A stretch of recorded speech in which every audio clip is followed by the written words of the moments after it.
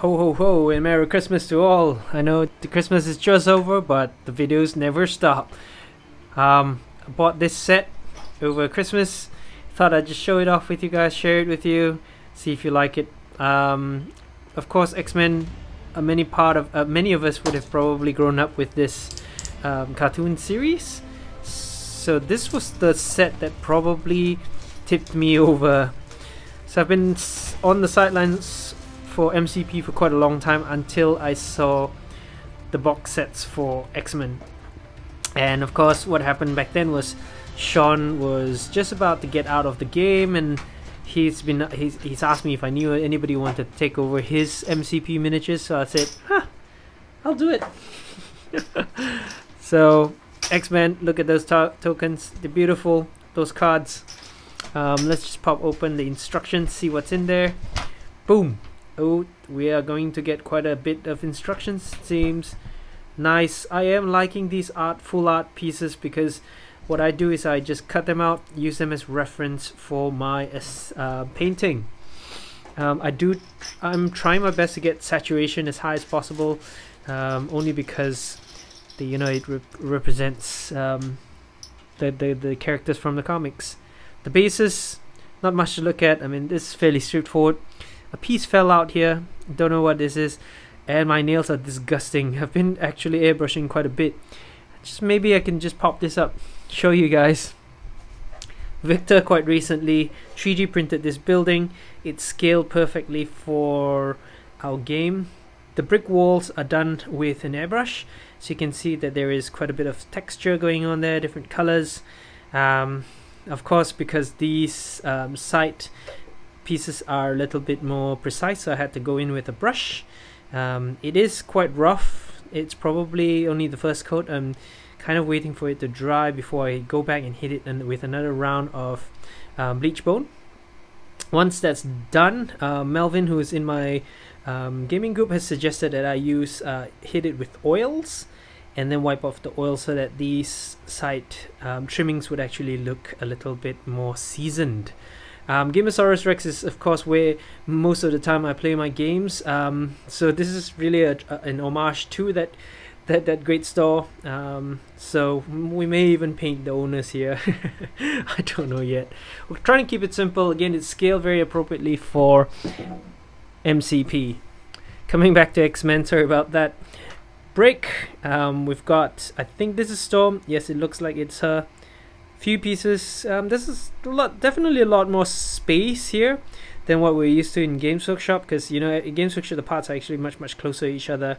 Again, it's testament to Games Workshop being in the business so long, the first in plastics and all that. I mean, 4 miniatures at least. And this is of course Cyclops. That missing piece should be from his base, I suppose. Maybe, probably. It's just here. Gonna make sure that goes back into the bag before I construct them in the future. Of course, let's pop open the cards. Very important. Without these, I mean, look, we've got the miniatures, the base size. Some people have wizards, HeroClix from the past that they could use, but the most critical ones are the tokens and the cards. Tokens are beautiful. We've got 6 X-Men, which you can use them for your activation tokens.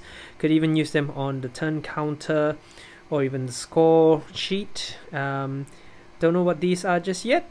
Let's take a look at the cards and find out what they mean. Okay, so maybe oh, look at this, the Uncanny X-Men. So we've got Cyclops and Storm. Those are the leaders. So you can choose either one of them to be a leader. And you'll have Wolverine, Beast, Cable, Domino, and Jean Grey. Of course, Cable, Domino, and Jean Grey isn't out just yet, so the X-Men are not complete at the moment. Nonetheless, if you'd like to start off with the first hero, we've got Cyclops. Scott Summers is his real name. He's got 6 health, which is actually quite good. Movement's M, height 2 or size 2. Only 4 points, or 4 points, fairly generic. I love the paint job here. I'll probably try to replicate this. Again, the idea is really to go for the really high saturation at the top and really dark in the recesses. Again, it's easier said than done, but blue is an easy color. It's the yellow that kills me. So we'll give it a shot. Optic Blast, this is of course his most signature move. If you guys have played the arcade game before, he'd usually do that quite a bit. This is also how he generates power. He can also push targets back. Optic Devastation is a 4 power cost card. Oh, power. 4 power. Cost 4 power attack. Concussive Force. It also forces the opponent to lose 1 power. So he leads X-Men Blue on the Uncanny X-Men. Once per turn, when an allied character declares an attack action, but before it chooses an attack to use, any number of allied characters within 3 inches of the attacking character may spend 1 power. For each 1 power spent in this way, reduce the power cost of the attacking character's attacks by 1 to a minimum of 1. Ooh, for this attack action. That's pretty good. I mean, it's kind of like the Avengers power, but you can contribute power to reduce power. So, I mean, effectively you're taking away 1 from another. Like a built-in R&D, I guess, maybe. Field Leader, choose another allied character within 4 inches. That character advances S. Short, a character can be made to advance by this superpower only once per turn. It costs 3, not too bad. It's like Avengers Assemble, but at the cost of 3. Hit and Run, we've seen this power before. I like it. This character immediately made the attack action followed by move action, making Cyclops quite mobile. Yeah, he's good. He's really good. Quick Draw, when this character is targeted by an attacker is not within 2 inches of range 2 of this character may use the superpower. Instead of rolling dice equal to his defense, it rolls 5 defense dice. Then, if this character suffers no damage from the attack, after the attack is resolved, the attacker suffers 2 damage. Wow. So it's quite a good, I guess, defensive power. I like it. Nice. On the flip side, is there any difference? Field Leader, Quick Draw. Looks like it's the same. Yep. So Cyclops doesn't really go up in level when it flips or gets knocked out. Storm's slightly squishier. Aurora Monroe does belong to the Wakanda faction as well. So I'm definitely going to look forward to building her. I have been enjoying the Wakandas quite a lot. You guys haven't seen them on any battle reports, of course, because I'm still learning the game, but I'm planning to get into one either with Victor or Joko very soon. Yeah, probably going to see Wakanda, if not Avengers. So let's go. We've got Lightning Bolt, again generating her power that she needs. Shock is pretty good. Ice Blizzard, it's cost 0, so she's got 2, and because it's Beam 3, this does have an area effect. Deals damage, resolved, they gain stun, so she can shock and stun. She then has Hurricane, it's an area 2. Strength 5, cost 4 though, ignores line of sight, defending character does not benefit from cover. Really good to take out things like Rocket. After all attacks are resolved from this area attack, each enemy character with the flight innate superpower targeted by this attack suffers 1. Of course, very fluffy. It's Hurricane, right? Nobody flying is going to be able to fly in a Hurricane. Allied characters in range of this attack do not suffer damage from this attack. That's pretty good. And AoE does not damage your own guys. X-Men Goal. Once per round, you may use this leadership ability during an allied character's activation if it is not holding an objective token. If you do, choose an allied character within 2 inches, range 2 of the active character. Place the active character within range 1 of the chosen character. Ooh, that again is movement shenanigans. Additionally, when an allied character is targeted by an attack and the attacker is not within range 2 of the allied character has cover. Pretty good. I seem to be leaning towards Cyclops only because Cyclops' power, affiliation power, only because it does seem to give me a bit more flexibility. But again, much is to be seen. When you get the entire Uncanny X-Men affiliation, I think we've got enough miniatures there to cover quite a broad range. So we've got 1, 2, 3, 4, 5, 6, 7.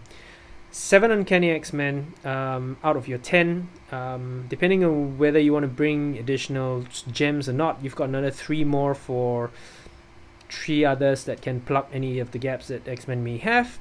And from there you can effectively choose 3 different affiliations. The first one being gold, the second one being blue, and of course the third one could be even something like Wakanda or even Avengers. So really down to you.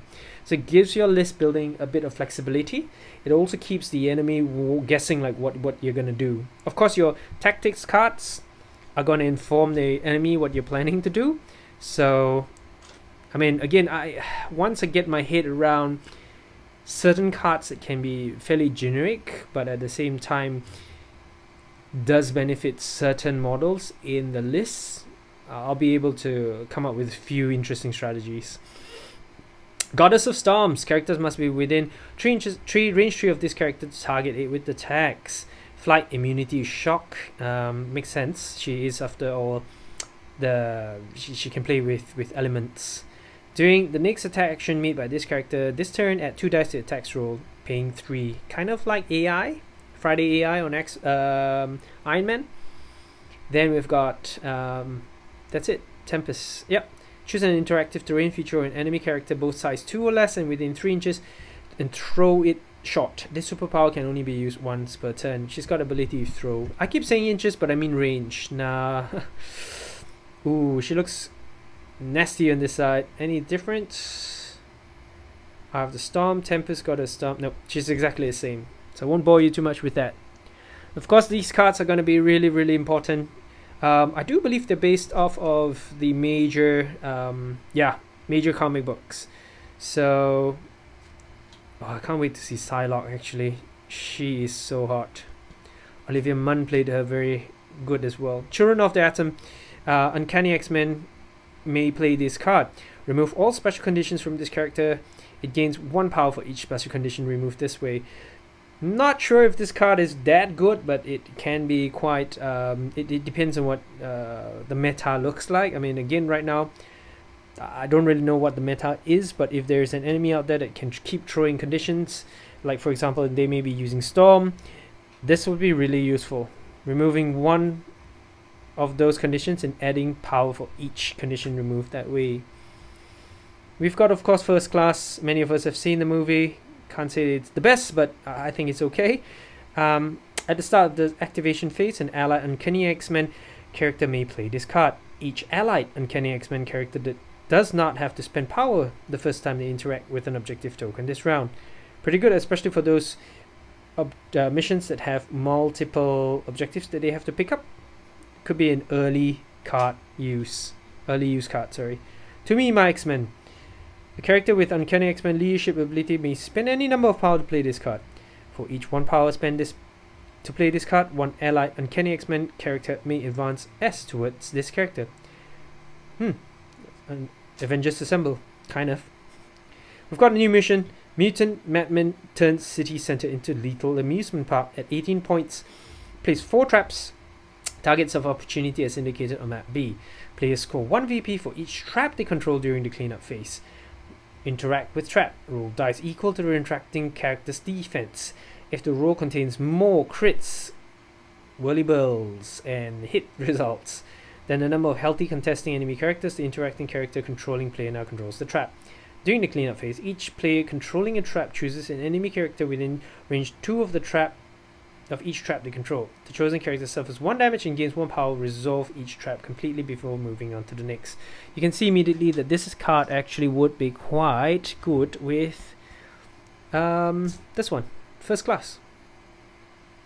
Yeah, because there are 4 traps if I'm not mistaken. 4 traps. There you go. Not bad. I think there is a bit of that synergy between these 2 cards.